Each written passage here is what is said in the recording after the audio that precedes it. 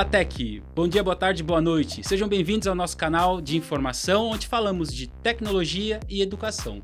E hoje estamos com os dois convidados para falar um pouco mais sobre esse tema e nos ajudar a aprofundar esse conceito, tá bom? Eu quero agradecer a presença do Alex para fazer parte dessa discussão e também agradecer a presença do Zacarias para fazer parte desse time e desse bate-papo. Mas antes da gente começar essa discussão, é importante a gente entender ou procurar debater sobre o seguinte tema: tecnologia na sala de aula. A pergunta é, e essa pergunta eu direciono aos convidados no seguinte contexto: quais dessas tecnologias fazem parte no dia a dia de vocês, no dia a dia do ensino? Para começar, eu vou te pedir, Alex, para se apresentar e seja bem-vindo. Olá, Nisfley. Olá, Zacarias. Agradeço a oportunidade de estar com vocês hoje para poder discutir tecnologias na educação. Antes de trazer o questionamento que o Nisfley colocou para nós com muita propriedade, tendo em vista a importância desse assunto, falar um pouco de quem é o Alex. Eu trabalho com pesquisa na área de tecnologia para ensino e tenho a oportunidade de publicar alguns trabalhos e auxiliar professores para que executem esse trabalho na sala de aula, tanto da educação básica quanto do ensino superior. E agora, para poder trazer uma contribuição no questionamento que o Nisfley nos trouxe, a tecnologia ela é imprescindível e fundamental para o dia a dia de um professor.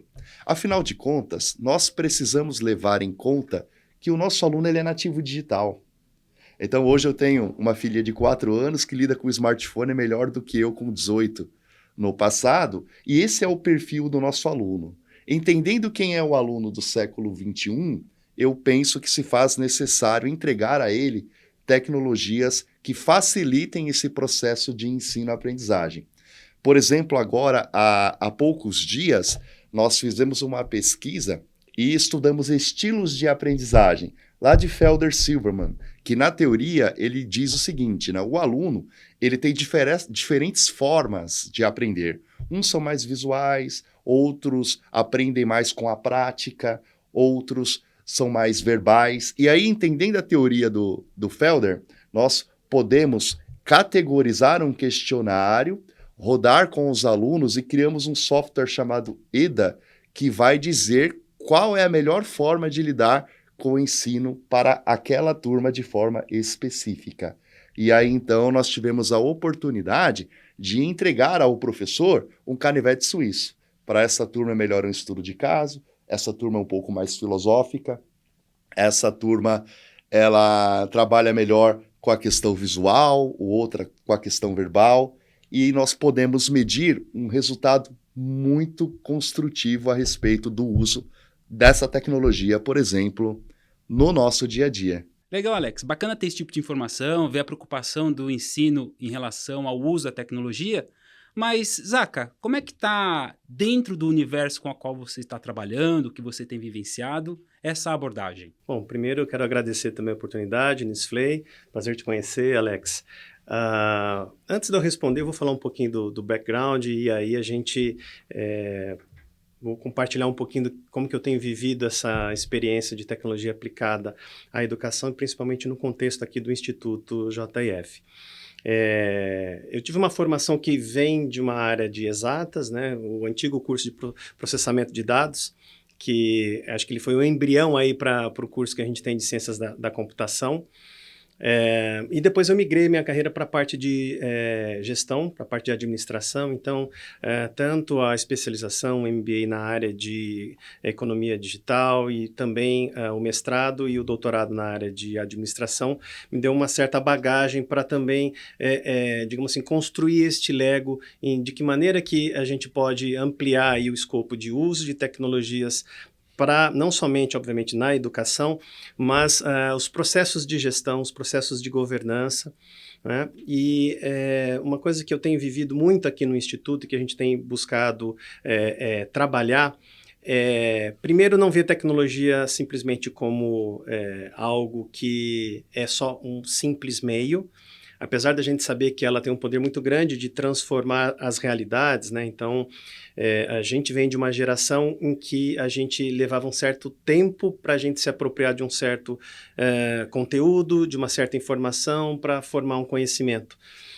E hoje a gente sabe que está muito acelerado isso, né? A intensidade e o acesso que a gente tem às informações, ele é muito mais, digamos assim, dinâmico e muito mais potente do que era na nossa época. E isso nos faz a cada momento repensar de que forma que a gente usa essa tecnologia no nosso contexto de aprendizagem, mas também no contexto da gestão, também no contexto da governança. Então, quando a gente aplica a tecnologia aqui, por exemplo, no Instituto, e aqui eu falo especificamente de um curso que nós começamos a fazer um piloto, antes da gente aplicar o próprio curso superior, que ele está em vias de publicação para sua operação, ele já foi aprovado pelo Ministério da Educação, a gente está aguardando a publicação. A gente optou por trabalhar com um grupo pequeno de estudantes, onde nós colocamos uma série de recursos digitais para também poder acompanhar e a gente ter essa avaliação antes até do curso estar em operação. Então, nós trabalhamos com ambientes virtuais de aprendizagem, trabalhamos com analíticos de aprendizagem para saber como está sendo a performance de aprendizagem desse estudante, e está sendo uma experiência muito interessante, porque na nossa época, no nosso ritmo, a gente levava muito tempo para entregar um trabalho, para fazer um trabalho. Esses dias mesmo eu estava conversando com um colega, eu estava relembrando, falei, caramba, a gente ia para a biblioteca, levava horas e horas ali copiando um determinado material da Barça, e hoje essa moçada, com uma simples pesquisa, usando o chat GPT, já tem uma outra realidade, eles já têm um outro desafio para dar conta, né? Que é saber colher a informação correta para aquilo que está sendo colocado como um desafio para resolver e tudo mais. Então, eu diria que assim, a tecnologia ela vem então não muito mais como simples meio, né? É algo que já está imbricado, já está aplicado na forma da gente aprender, e ela traz essa miríade de possibilidade de você ter acesso às informações. Então, a velocidade, o processo e esse avanço que se tem com essa chegada da tecnologia no nosso contexto educacional, ela faz com que a gente possa se apropriar rapidamente de um determinado conhecimento. Por outro lado, tem a questão de que esse conhecimento muitas das vezes já fica obsoleto depois de um tempo. Então, tem a obsolescência do conhecimento, muito mais rápida. Então, ao mesmo tempo você aprende e ao mesmo tempo você desaprende. E aí você reaprende. A gente fica naquela conjugação ali do Alvin Toffler, né? Desaprende, reaprende e aprende de novo, e vai, né? Perfeito. Uma dúvida que me surge constantemente é qual é a nossa, né? Quando eu falo nossa, inclusive me incluo nesse contexto, não só o nosso público em geral, mas em relação à dependência da tecnologia no nosso aprendizado. Será que a gente, no nosso mundo que estamos vivendo nesse momento, não existe uma dependência exagerada da tecnologia como sendo base para o nosso aprendizado? Vocês veem isso de que forma, Alex? Pensando a respeito do seu questionamento, Nisley, ele é muito pertinente porque toda a sociedade atual fica à mercê da tecnologia muitas vezes. E, no caso do aluno, isso não é diferente. A grande questão é que o professor consiga entregar um ensino ao aluno que tenha significado para ele. A famosa aprendizagem significativa. Então, você mostra para o aluno, como o professor Zacarias colocou, de fato, a tecnologia hoje ela é mais do que meio, mas ela não pode dar conta de tudo. Ainda precisamos ter um administrador, um engenheiro, com uma concepção estratégica do trabalho para poder colher essas informações e tomar uma decisão assertiva correta. Então, a dependência ela ocorre, a gente percebe que é uma preocupação, mas ainda é algo muito embrionário. Digamos que talvez o nosso aluno ele irá lidar melhor com o ChatGPT, com Google, com o YouTube e as informações que ele colhe, para poder entender que a tomada de decisão é dele. E a partir disso, colocar limites para a contribuição tecnológica no sentido de interferência das suas decisões, né? Ele tem que ter uma concepção estratégica, profissional, e aí as instituições elas têm uma colaboração significativa na formação desse aluno para mostrar para ele que as estratégias, as inovações, a criatividade, ela emerge não só da tecnologia, mas também do profissional. Zaca, seguindo essa linha de raciocínio, essa abordagem de fomentar que a tecnologia ela vem para complementar o conhecimento do aluno, do aprendizado, essa abordagem ela tem práticas diferenciadas de acordo com o ciclo de aprendizado desse aluno, desse público, ou melhor dizendo, se eu estou no ensino fundamental, se eu estou na universidade, se eu estou já numa pós-graduação, a tecnologia ela nos ajuda em vários aspectos, né? Porém, o fomentar essa ferramenta como sendo o meio e não o fim, como é que você consegue, ou no seu ponto de vista, que a gente consiga tornar isso mais evidente para o aluno, para que ele entenda que a ferramenta, que a tecnologia é só um meio, nunca é o fim, que ainda assim ele tem que ser proprietário do conhecimento, ele tem que ser aquela pessoa que define efetivamente a solução de algo. Ele encaixa as peças, mas o resultado final tem que ser desse intelectual ou desse profissional. Excelente pergunta, Nisfley. A gente está hoje vivendo um momento em que a gente, de alguma maneira, consegue definir, ou pelo menos enxergar a tecnologia separada ou aplicada a um processo. A gente não consegue, a gente vai chegar num tempo em que ela vai estar tão ligada no que a gente faz, no que a gente que a gente talvez não separe ela como sendo meio ou fim ou estratégico. Eu vou chegar lá nessa explicação. Por quê? Porque e eu preciso sempre, na minha fala, eu sempre gosto de voltar aqui, falar um pouco das gerações. Como a gente aprendia, o que a gente está enfrentando agora, que gerações estão estudando, principalmente quando a gente fala de educação básica com ensino superior, já tem outras gerações em que, para esta mais nova da educação básica, a tecnologia, quando vem ali, já vai ser também diferente o uso e a apropriação e como que ela vai aplicar. Mas o que eu falo é o seguinte, nós somos de uma época em que a tecnologia era fim. Por que isso? Toda e qualquer ferramenta digital que a gente aprendeu na faculdade, a gente ia para um laboratório de informática. Então, nós somos dessa geração. Para nós, a tecnologia era fim. Então, eu vou aprender, sei lá, um Office da vida, né? E aí a gente já entrega a idade, né? O Office, para nós, era o que bastava, assim, última geração de recurso digital. Aprendeu Word, Excel, nossa. Mas, para a turma de TI, você também, obviamente, aí trabalhava daí não entrega a idade, mas trabalhava, de repente, com COBOL na época lá da década de 90, depois, obviamente, mais recentemente com C Sharp ou outras linguagens, mas, no fundo, você ia para o laboratório, porque não havia uma integração e uma aplicação conjunta entre uma área de conhecimento e o recurso, a tecnologia digital. Com o tempo, isso foi acontecendo e não houve um dia, uma data muito clara, muito certa disso. O que acontece é que essas convergências de tecnologias entre a tecnologia voltada para conectividade, tecnologia voltada para a parte de grande acesso a grandes massa de dados, uma outra tecnologia voltada para esta parte mais de você ter a possibilidade de laboratórios imersivos e outras mais diversas. Hoje a gente fala muito de IA, a gente fala muito de Big Data, mas o que aconteceu? Você analisar os últimos 5, 6 anos, esse negócio está junto. Você aprende na educação básica português e matemática com tecnologia.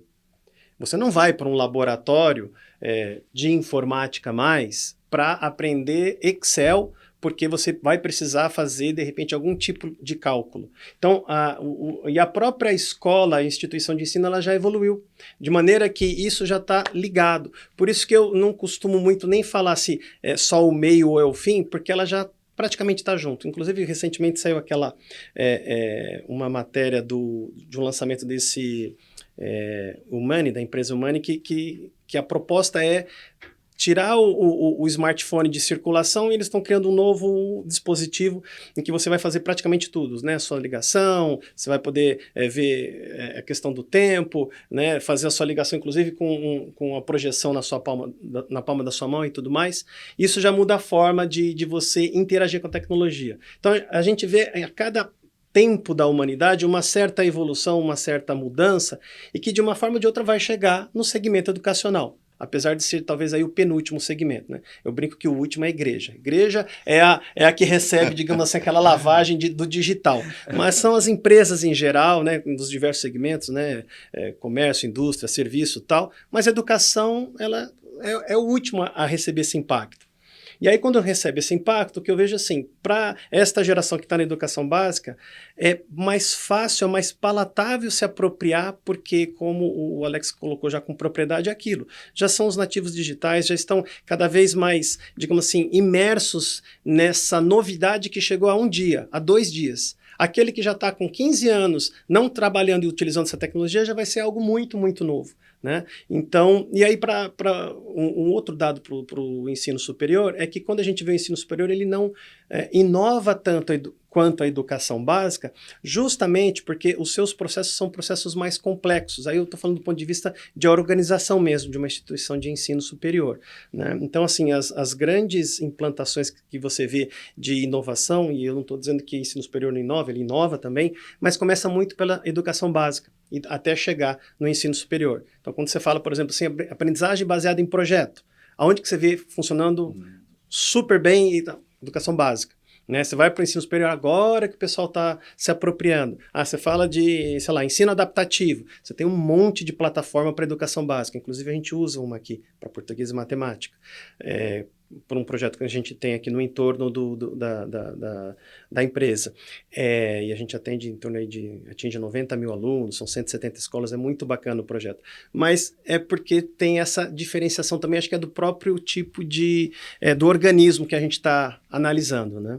Perfeito. Aproveitando esse engajamento de tecnologia que vocês estão trabalhando aqui no Instituto, a minha pergunta, Alex, nesse sentido e os professores? Como é que a gente enxerga a formação desse profissional, né? Hoje, como é que o governo, né, o BNCC enxerga a licenciatura, né, como são os requisitos mínimos para preparar esse profissional para o futuro, né? Como é que hoje você enxerga, seguindo nessa linha de raciocínio da tecnologia, para o docente, né, para o docente aplicá-la no seu dia a dia ou até mesmo como forma de aprendizado para que ele possa replicá-la? Fantástico, Nisley. Agora a gente tem bastante coisa para colocar, né? A primeira observação é que em boa parte dos professores nós temos professores e não professores profissionais. Então, é aquele que está no mercado, na engenharia, na gestão, na área de tecnologia e resolve ter um pouco de aulas aí num curso de graduação qualquer, né? Eu até brinco, faço uma crítica a isso, que eu penso que todo aquele que ensina precisa ter um pezinho na didática e nos processos de ensino-aprendizagem, né? Para que ele possa entregar uma metodologia ativa, entenda um pouco mais brainstorming, um PBL e outras metodologias mais, para além da parte técnica que certamente o mercado entregou para ele. Então, se espera, eu gostaria muito de ver no futuro, professores profissionais. Ele pode ser professor, mas que se torne um professor profissional. E aí a gente começa a olhar, já fazendo uma separação entre educação básica e ensino superior, né? Na educação básica, a BNCC, por exemplo, ela já traz orientações para que o professor faça uso de tecnologia na sala de aula para ensinar história, geografia, matemática, dentre outras áreas mais. Entretanto, quando a gente olha para as nossas licenciaturas, a gente percebe que não há um diálogo com a tecnologia. A formação ela ainda é muito deficiente.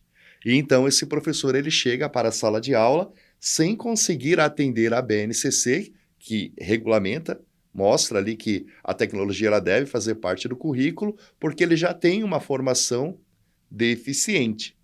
Quando nós olhamos para o ensino superior, a história ela é muito parecida, que o MEC, Ministério da Educação e Cultura, também coloca ali o aparato tecnológico como algo de extrema relevância para que um curso entregue qualidade e prepare esse aluno, tanto para o conhecimento teórico, né, quanto para o conhecimento prático do mercado, e a gente vê que essa formação nem sempre também ela é entregue. Mas isso tem evoluído no ensino superior por conta da necessidade do mercado, que pede profissionais que sejam inovadores, criativos e que lidem com a tecnologia. Mas agora eu faço uma provocação. A vida inteira nós obedecemos ordem. Quando você era uma criança, você tinha que obedecer os seus pais. Aí cresce, tem que obedecer os professores. Quando você chega na empresa, teu líder quer que você seja criativo e inovador. Isso não faz sentido. Se eu quero ter um futuro, colaboradores criativos e inovadores, eu preciso cuidar da base, enquanto eles têm mais facilidade de adaptação, dando a eles oportunidades, fazendo com que eles tenham aí mais uma aprendizagem solta, livre, para a criatividade, mais construtivista, para que ele seja um adulto criativo e trabalhe bem a tecnologia. Então, penso que as formações, elas precisam, de fato, entender que a tecnologia hoje pode ser mais do que meio e inseri-las melhor na formação dos nossos alunos. Muito bem. Eu entendi, perfeito. Zaca, uma perguntinha só para poder contextualizar um pouquinho mais. Se a tecnologia nesse contexto ela é fundamental para a formação do aluno, e quando a gente fala um pouquinho sobre essa desigualdade de acesso? Porque a gente pode enxergar um cenário regional, com disponibilidade de tecnologia, e quando a gente expande um pouquinho o nosso horizonte, a gente vai encontrar regiões que não têm tanta tecnologia assim, porém, ainda assim, nós precisamos olhar para esse público, olhar para essas pessoas, né? Como é que você enxerga essa abordagem, até mesmo do Instituto, ou que você tenha vivenciado nesse princípio? A gente tem uma característica que ela acompanha o nosso processo de, vou dizer assim, de formação do país, né? Então, se você analisar toda a nossa costa, até 50, 100 quilômetros, 150 quilômetros, a gente teve toda uma colonização, digamos assim, e uma densidade populacional muito grande, que, obviamente, com consequência disso, teve aí a infraestrutura e tudo mais, e, guardadas as devidas proporções, é como que se vieram os europeus, aproveitaram a nossa, digamos assim, riqueza e se mandaram. Basicamente, é isso que ficou como um desafio para nós em relação a essas cidades do interior. A gente tem toda uma estrutura, tudo, digamos assim, bonitinho, montado, só que você anda um pouquinho para dentro, é bem complicado, é bem desafiador. Então, assim, eu vejo que acho que o primeiro ponto é a gente pensar também em política pública, não somente na tecnologia em si, porque isso está ligado à desigualdade social, né? A desigualdade digital ou outras desigualdades têm o seu nascedouro na desigualdade social. Essa desigualdade que é a infraestrutura social, né, que ela aí permeia, claro, essa oportunidade que esses estudantes precisam ter e tudo mais, a gente está, digamos assim, vendo algumas, como que eu posso dizer? A gente está vendo alguns sinais de uma mudança, mas não é especificamente na própria tecnologia digital. Eu vejo, talvez, aí em movimentos de política pública e de ações em que você consegue ter, por exemplo, um índice de educação básica muito bom em cidades do interior do Ceará. Né, o IDEB, que é bem conhecido de nós, tal, esse índice, esse indicador, poxa, e os caras não têm tanta infraestrutura, por exemplo, de conectividade, de Wi-Fi e tudo mais nas escolas, mas eles têm uma tecnologia de aprendizagem que ela é riquíssima, onde ela trabalha isso que o Alex colocou, que é o quê? Essa autonomia do estudante. E aí, quando você fala de autonomia do estudante, aí fala-se muito, o aluno tem que ser o protagonista. O que é ser protagonista? Se nada mais é do que o professor deixar ou perder um pouco do seu poder em sala para que justamente esse aluno, ele cresça e ele possa tomar decisão, e ele possa liderar grupos de colegas, e possa ser feito rodízio entre eles para que eles possam conduzir uma determinada atividade pedagógica e tal, para que você possa formar essa musculatura para depois ele efetivamente ser um cidadão que tem a sua, digamos assim, a sua plenitude, né, na tomada de decisão, na sua contribuição com a sociedade. Então, do ponto de vista de tecnologias digitais, sim, a gente tem um desnivelamento muito grande quando a gente vai para o interior do país, e eu gostaria de analisar por outras tecnologias que a gente tem à disposição, como essa, tecnologia de aprendizagem, tecnologias da comunicação, tecnologias de inclusão social, até que a gente tem que pensar primeiro para depois possibilitar essa questão da tecnologia digital, que acho que é consequência, né, de uma política pública. Perfeito. Uma ótima observação, porque, na verdade, a gente enxerga com a tecnologia em si aplicada de várias formas e que ela tem frutos positivos, mesmo não tendo uma dependência tão grande de hardware. Hardware no sentido assim, de conectividade. Não tendo essa dependência de conectividade. Em complemento, Nisley e professor Zacarias, quando a gente olha para a escola hoje, maior parte delas, eu até fiquei feliz quando eu cheguei aqui no Instituto e eu vi que é diferente. Mas você vê aquelas fileiras, escola francesa, de 1.500. Pega a foto da maior parte das salas de aula hoje e compara com uma escola de 150 anos atrás, nada mudou, a não ser que era preto e branco. Quando você pega, por exemplo, os automóveis de 150 anos atrás e os carros de hoje, é outra realidade. E a escola é a mesma. Então, a gente precisa romper com isso, que não é só um layout para você aprender. É você mostrar para o aluno que ele é importante, que aquele ensino é para ele, afinal de contas. E aí, por vezes, o professor, como o Zacarias bem colocou, precisa descer um pouco do seu pedestal e ser um par, que ali é um facilitador do processo de ensino e aprendizagem, e não o dono universal da razão. Então, passa também pelo professor e pelos novos modelos de sala de aula e de ensino favorecerem essa dinâmica da inovação e da implementação tecnológica na sala de aula. Seguindo um pouquinho esse racional de inovação, de modelos diferentes, né, da sala de aula, como vocês, isso eu pergunto, vou direto para o Zacarias, como vocês, Zacarias, enxergam o futuro da educação nesse aspecto que a gente vem vivenciando? Lembrando que você comentou a transformação que a gente teve nos últimos anos, sim, né? Sim. E numa projeção de futuro, como é que você enxerga o nosso caminhar? Legal. Aqui no Instituto eu cheguei há 2 anos, praticamente, então assim, eu fiquei maravilhado com o projeto, eu já conheci muita experiência, tanto no Brasil quanto fora, de escolas que eram chamadas até de escolas também vanguardistas, inovadoras e tal, com diversas aplicações, digamos assim, de tecnologia, mas a que me chamou a atenção aqui no Instituto é que essa conjugação entre você ter o próprio ambiente de aprendizagem intimamente ligado ao que eles vão atuar no ambiente de trabalho. Então, esse é um primeiro ponto que já muda esse formato, essas amarras, né, que de uma certa forma a gente está conversando aqui, do modelo tradicional, né, de um na frente, todo mundo com cabeça para frente ali, seguindo, e é aquilo que está perguntando, eu tenho que responder igualzinho, que se não responder o que está me pedindo, eu não vou ser aprovado. Então, rompe com isso, esse modelo. Um outro aspecto que a gente está vivenciando aqui no Instituto com o Colégio Germinari, né, tanto business quanto tech, é o quê?